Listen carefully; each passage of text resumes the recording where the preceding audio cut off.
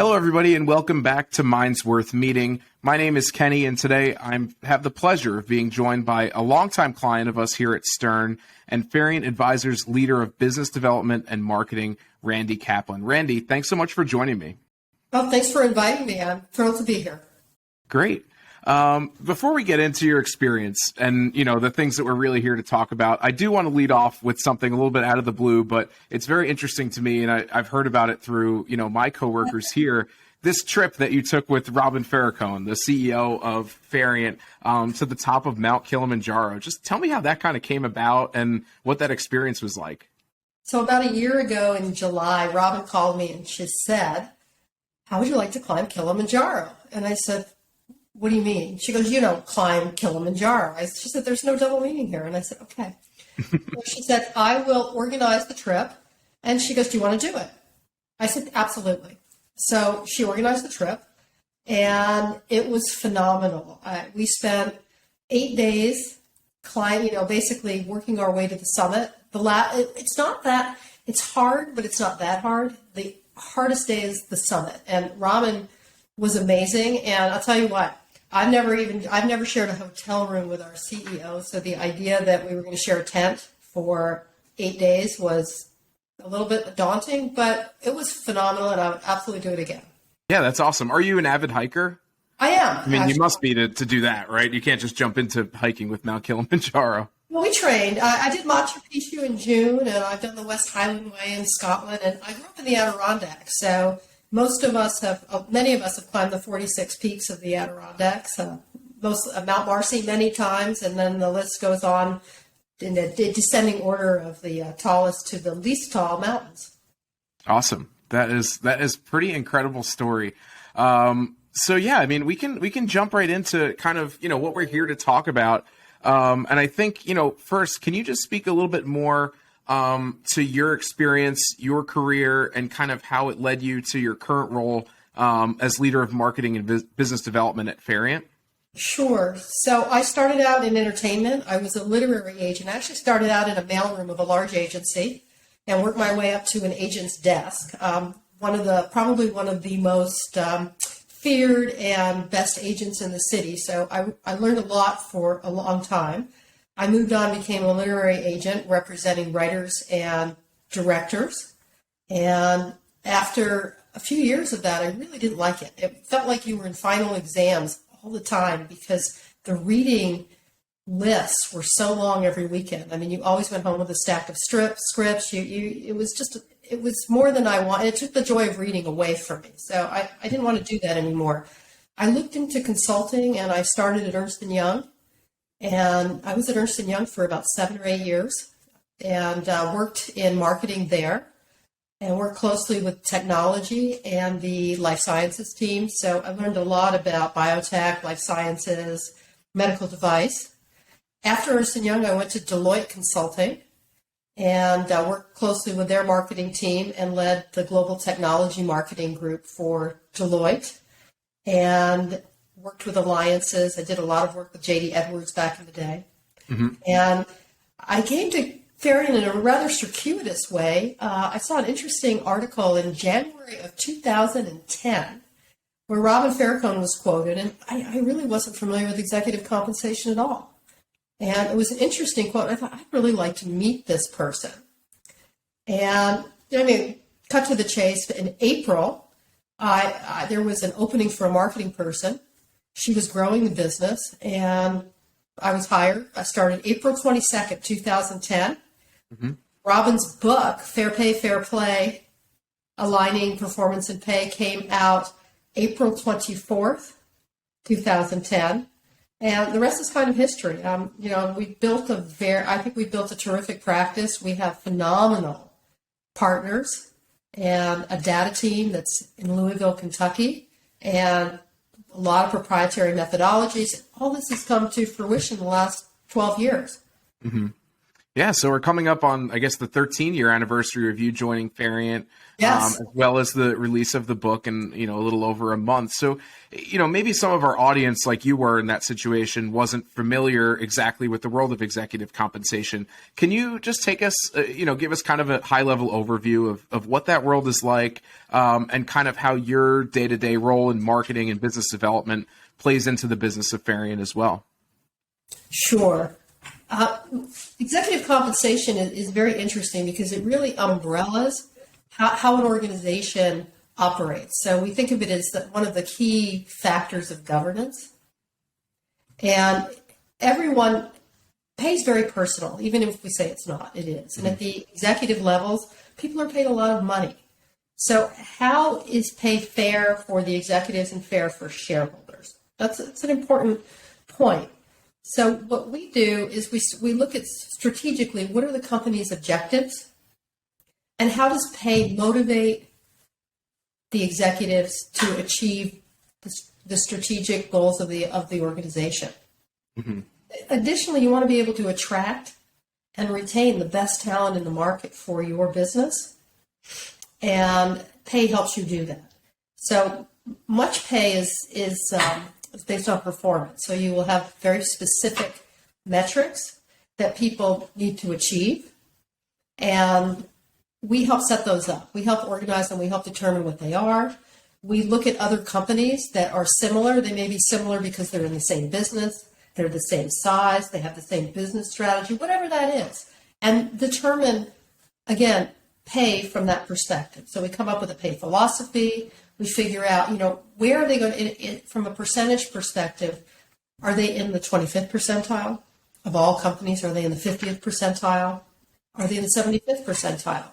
And if they are in one of those percentiles in how they're paying, are their metrics aligned so that they actually deserve the pay that they're receiving? And we always say that our objective in executive compensation is to align the interests of shareholders and executives.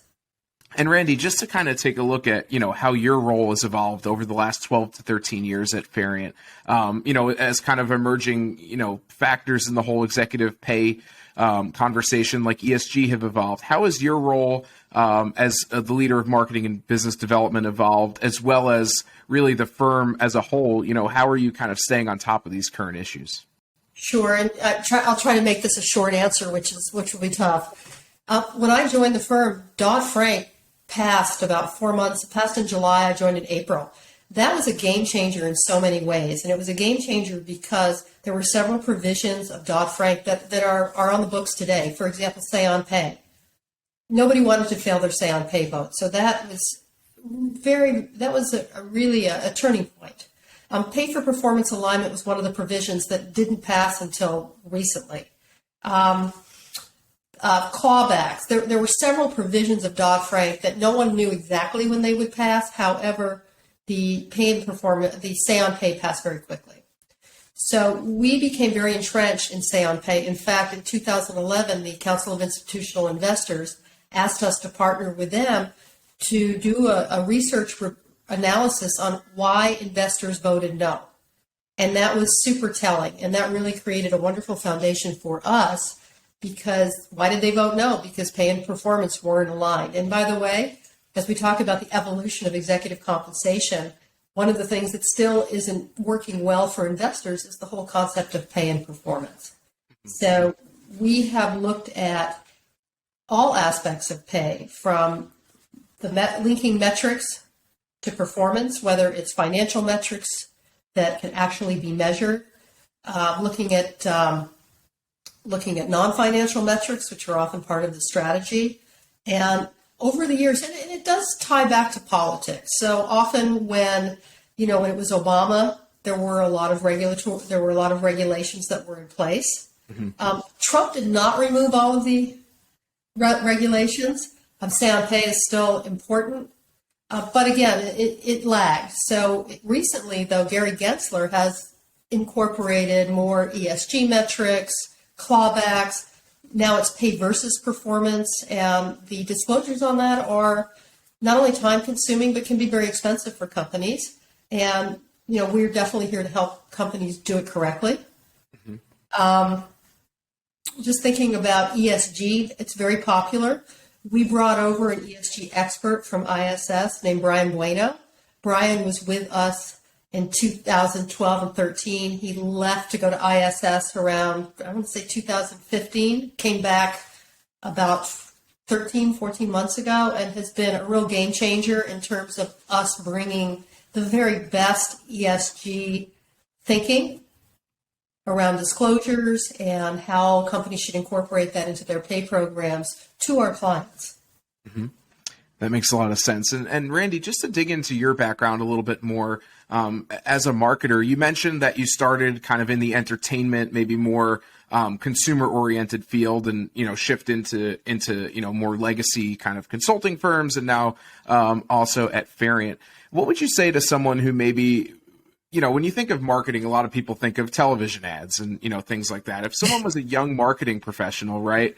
What would you say to them, about the differences between working kind of in that more consumer-oriented space that maybe is the more flashy side of marketing, to transitioning to more of into a B2B role? Well, first, being an agent isn't really a marketing role. Mm-hmm. It's being a representative, right, for clients to pitch them to write stories or sell their scripts or books. So it's very different. Here, what we're doing is creating foundational messaging, and a lot of this is all about professional services. Is a very interesting marketing perspective, because it's in the execution of your services that you gain your reputation and case studies, qualifications. I can tell you how great we are, but until you've experienced it or talked to someone who has experienced it, it's not as valid as it could be. So really, professional services marketing today it's reputational. Certainly, it's digital. Depending on who you're selling to, it could be a lot of digital marketing. We used to send things out. This is how old I am. We used to send things out by mail, and one of anything does nothing. That was always my motto. You really need to hit people 5 times today, mm-hmm, in a way that interests them and across different channels. So that's something that is consistent, but the channels have changed. Mm-hmm. And do you think that that's elevating the company's message? Do you think that's elevating the leader's message, or do you think it's some combination of both? Definitely a combination of both. And in fact, that's one of the great values. Not that nobody asked me to push for Stern Strategy, but one of the best things that I did as a marketer was bring Stern Strategy on. They were already on board doing some project work, but I brought them on board full time in 2010. And the institutional knowledge that they helped me gain is invaluable. And collectively, we rethought our strategy in terms of foundational thought leadership. What's important in the market? Looking at our competitors. What are they doing? Where's the white space? We want to do something different. I used to laugh when I was at the Big Four consulting firms that the only difference was the stationery. Right. And I really didn't want that to be the case for Farient. And the key is to build the reputation of your practitioners. Beyond Robin, Robin has a great reputation, and Robin has been very adamant that the other partners get traction and have visibility. So you won't see Robin in every quote. You won't see Kodak. You'll see Dana Harris. You'll see R.J. Bannister. You'll see Eric Hoffman.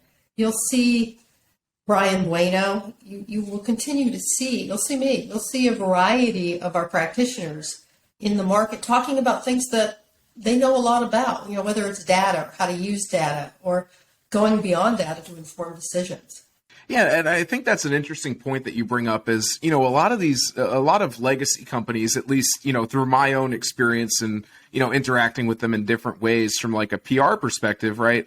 Their whole thing is to not really ruffle any feathers, right? Like they have their reputation. They may not really look to push the envelope in most cases. So what was the transition like for you from Deloitte and EY to a space where, Farient was trying to make its own name and maybe trying to push the envelope a little bit and get itself out there a bit more? Anybody who gets anything out the door is amazing, because by the time you get through compliance, you've had 19 people who really weren't involved. It's very hard to get something that is really, I won't say provocative, but makes a differentiated point out the door. Robin wants provocative. Right. She wants to find, she wants to think about what is keeping people, not just what's keeping people up at night, but how do we help them sleep better? How do we anticipate what's coming down the pike so that we're really out in front of it? So when we come up with something, I don't have to go through compliance or legal or 19 layers of review. I talk to Robin. Sometimes she reviews it. Sometimes she's like, if you're comfortable with it, go. And we do. And we have a good, by the way, we've staffed up. We brought over Judy Warner, who was the editor at Directorship for many years, and she's been a terrific asset. Again, I mentioned Brian Bueno because he too works with me on thought leadership on almost a daily basis.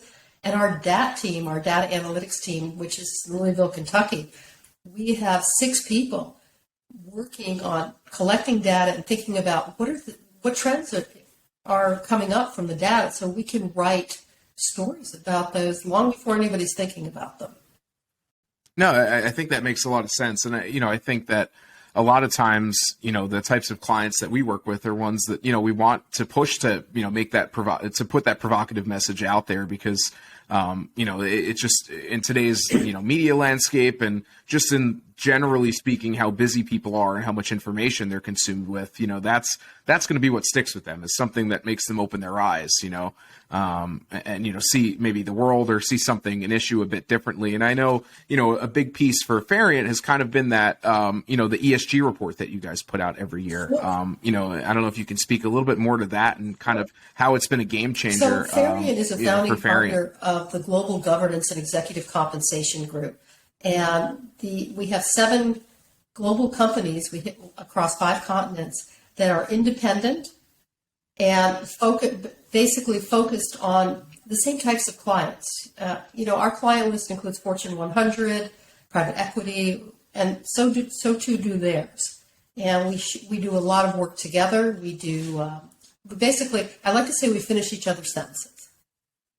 Same philosophy, same approach to work, same approach to deliverables, same white glove approach to clients. And I think it's really important that people understand what the Global Governance and Executive Compensation Group is and the value that we do provide to clients. Each year we do a global research initiative.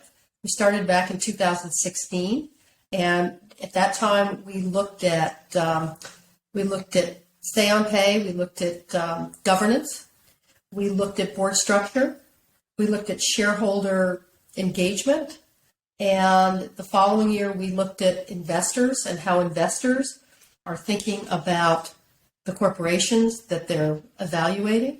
And here was the interesting thing, long before we started the ESG research. The investors came back to us, we interviewed 26 globally, they came back to us and they said that the hottest issues for them in 2019 and going forward would be the environment, would be human capital management, and executive compensation. Kind of a trifecta that's happening in the market and continues to happen. So when you talk about seeing around corners, the research certainly did that. Then in 2020, we looked at ESG. And we called it stakeholder incentives because we felt at that time the companies were starting to look at the executive's responsibility for making sure that ESG, environmental, social, and governance, became part of their not just strategy, but how they were paid. Then COVID came. Now I won't bore us with COVID, but obviously social became a huge talking point and execution point around the world. So we looked at ESG right, and its impact on corporations, on people, on governance, and then we did that again in 2022, and then in 23 we looked at the staying power of ESG. So the new report that's out is really terrific, and it talks about how more and more companies, more and more industries around the world are linking executive compensation to stakeholder incentives. And if there are financial metrics that are being tied to it, And that's increasing because historically in the last few years, it was just strategic measures, which are not financial. They are a very small percentage of someone's pay. And we're seeing this shift. Mm-hmm. Yeah, I agree. I mean, I think that, you can just tell from even the media landscape, these days about how, issues around talent retention, talent management, and the social issues that you mentioned as well have just really moved to the forefront of business. And it's interesting to hear that it's the same for executive compensation. Well, think about this too, that you have pay. diversity, equity, inclusion, which is important. And that's a number that can actually be not just managed, but increased. You can look at turnover, voluntary turnover. I mean, who's leaving? If you have a group of minorities who don't feel that they can get ahead and are leaving, that's an issue that needs to be addressed, because you get I would call it a brain drain if too many people leave for the wrong reasons. Mm-hmm. Yeah, I mean, that makes sense. And, to transition a little bit more, back into your role, a couple more questions for you kind of, on the marketing professional services world. A lot of, companies that may work, you mentioned the relationship with us and how, we've become kind of your day-to-day point of contact when it comes to PR. A lot of those points of contact at companies are chief marketing officers or people in business development. What advice would you give to your fellow, and we're not looking for a stern plug here, what advice would you give to your fellow chief marketing officers, maybe if they're putting out an RFP for an agency? What things should they be looking for in an agency? And, what advice would you give them to working with one? Rapport. One thing that has always irritated me is when I'm working with somebody and they go around me. I really find that egregious, because then I can't trust them. Trust is, when you're in professional services in general, it's all about becoming a trusted advisor. So I want the firm that I work with to be a trusted advisor. And you guys really are. One thing that you didn't mention, you do our PR, but early on in our relationship, I said, I really hate to go outside for other things, because you get a value leak. And I'm not a professor, so I really don't want to be teaching everybody about executive compensation. I want to get a baseline at an organization that really knows us, and then use that organization so that they can brainstorm how to better serve us. And you did that. Your team went out and figured out what skill sets do we need to be current and anticipate what our clients are going to need. So, for example, your digital team is excellent. And you brought on Brandon Patino. We didn't just revamp our website this year. We revamped it as a foundational piece so that our entire digital strategy could really catapult from that. And that was really important for us. And it's been a game changer. So I think that I would look for a firm that is flexible enough to anticipate what you need, work with you to get you to not just get you to the next level, but continue to keep you moving with the market. So the PR group that we work with I keep saying Stern, but that's what I know. We have placements that every time I look at them, I go, how are they doing this? Wall Street Journal, New York Times, industry trades that are very specific to our audience. We're featured almost regularly in those groups. So I think that our PR has certainly been a success. Again, I want an extension of my team so that we don't have to do everything, but I don't have to, again, be a teacher every time we're doing something. And you definitely give us that. Mm-hmm.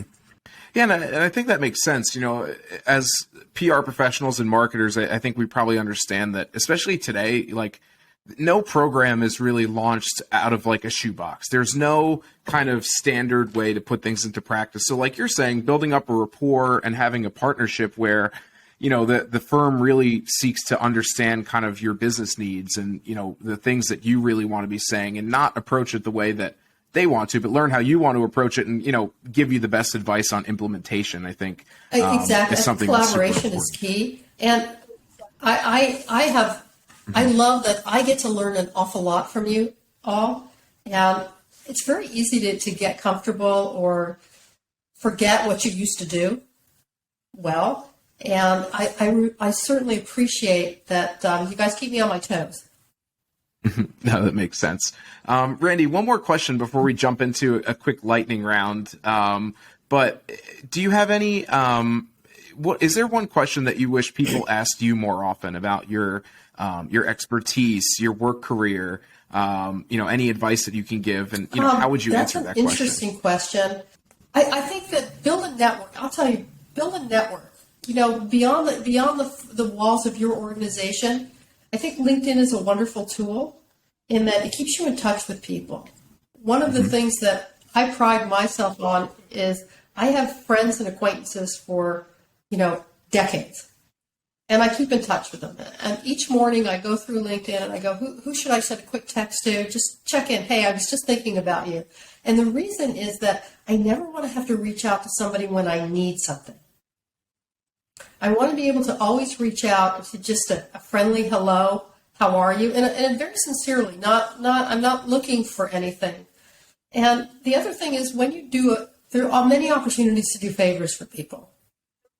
Don't make it quid pro quo. Really just do it because you want to do it and have them pay it forward, but don't expect something back because it's counterproductive. And I think that Adam Grant has a great book that really talks about the whole idea of give and take. Yeah. I think that's great professional advice. I think that the more personal connections that you can form with people, the better. Because like you said, you never know when, that may come back around and be, not of use to you, but, you never know when you may need something. And, building up a good rapport with people is very important. When I started out working for very difficult agents years ago, they'd ask me to do something really ridiculous. And I'd go, I have no idea how to do that. And their response would be, well, go figure it out. It would be, but I don't even know where to start. And they said, but you do. You exhaust 3 resources and then come back and tell me you can't figure it out. But make sure that each resource gets you a little bit further in what you're trying to accomplish. So I think that's great advice. And to this day, if you ask me to get in touch with person X, I can pretty much guarantee you that within 3 phone calls, I would have their phone number and have left a voicemail or figured out where they're going to show up if I really needed to get to them and do that. So be resourceful. Great.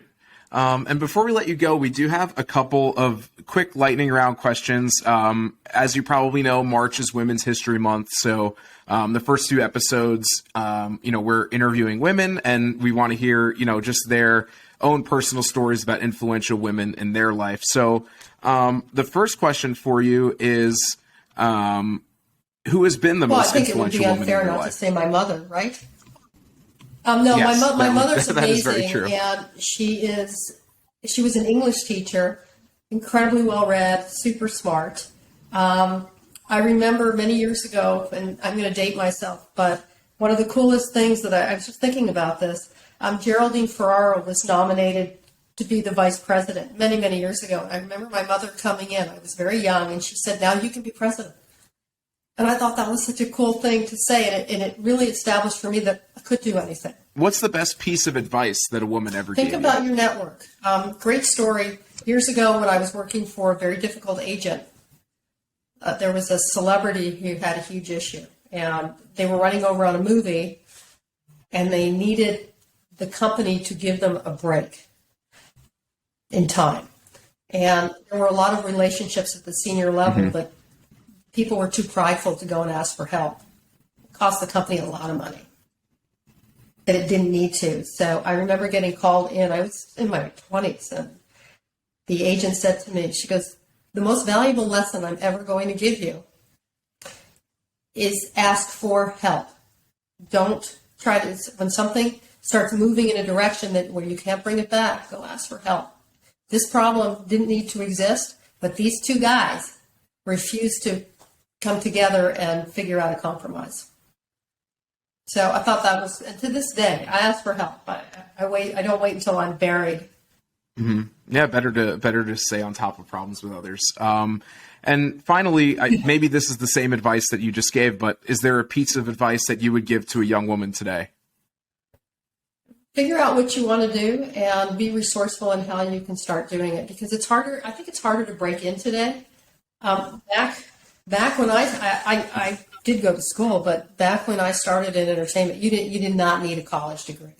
I mean, if you wanted to go hustle in the mailroom and again be resourceful and figure out how to get to the next level and get to the next level, it was easy. It was easy enough to do as long as you were willing to work hard. I think today you have to be really thoughtful in how you get into any kind of business. Getting into consulting. When I started in consulting, it wasn't that popular. Now it's very popular. Private equity, all of those things were really nascent, and now it's hard to get in. So figure out, who do you know? I know somebody who got is a big executive at a music company, who actually got their first break out of law school from someone who ran a tennis shop and knew the managing partner of an entertainment law firm. Now, I mean, that's a great story. Wow. That makes a lot of sense. Randi, thank you so much for your time. Really appreciated sitting down and chatting with you. I think our audience can learn a lot. Thank you so much. It was nice to meet you. And thanks again for being part of the great STIR team.